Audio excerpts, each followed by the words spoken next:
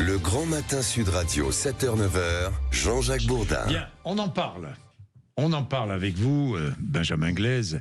Si le gouvernement tombe, une députée LR appelle Emmanuel Macron à renommer Michel Barnier à Matignon. Comment s'appelle cette députée ? Elle s'appelle Valérie Bazin-Malgras, elle est députée droite républicaine de l'Aube.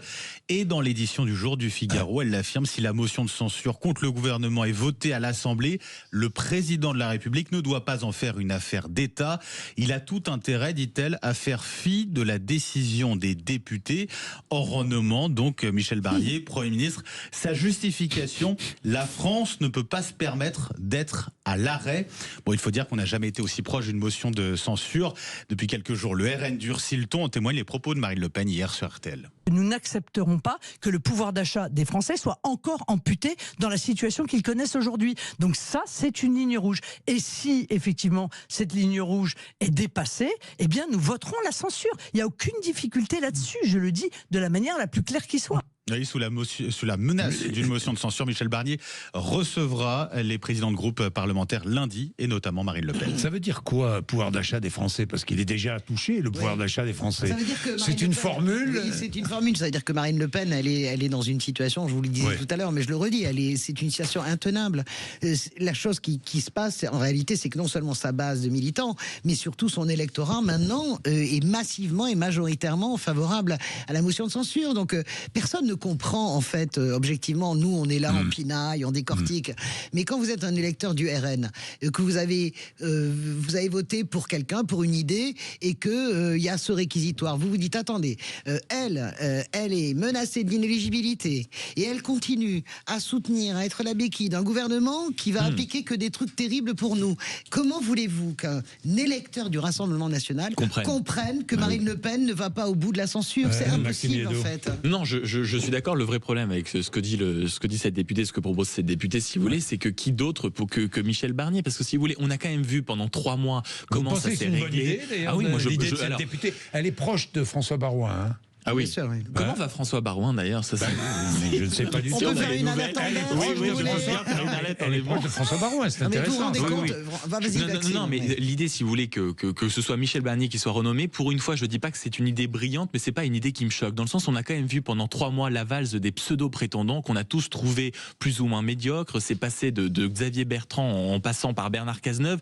Et aujourd'hui, quand je vois chaque camp essayer de ramer chaque petite mesure au petit poids politique qui représente, typiquement ce que je vois du côté de Laurent Wauquiez, ce qu'il a fait pour les retraites, alors qu'on demandait un effort que tout le monde s'accorde quand même à dire qu'il n'était pas surhumain vis-à-vis des retraités, se pointer au JT, puis ensuite faire le service après-vente de cette mesure, dont on a compris après maintes et maintes calculs, si vous voulez, qu'en plus il allait desservir la majorité des retraités. Qui d'autre que Michel Barnier avec un certain flegme anglo-saxon? Oui, non, mais qui lui s'y cassait, chère Françoise? Mais je m'en fous, mais je vous parle même pas. Qui à gauche? Mais qui à gauche?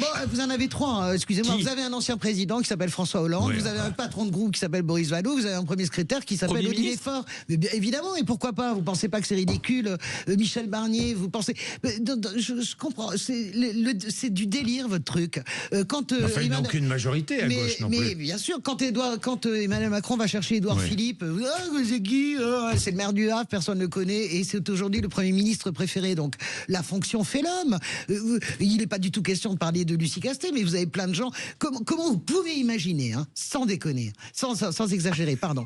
Comment c'est grave, c'est le parler vrai, il y a pas de problème. Il est jeune, il est déjà vieux. Oui, c'est horrible. C'est ce qui a constitué toute ma carrière. Mais ta carrière, un jour, tu seras vieux aussi.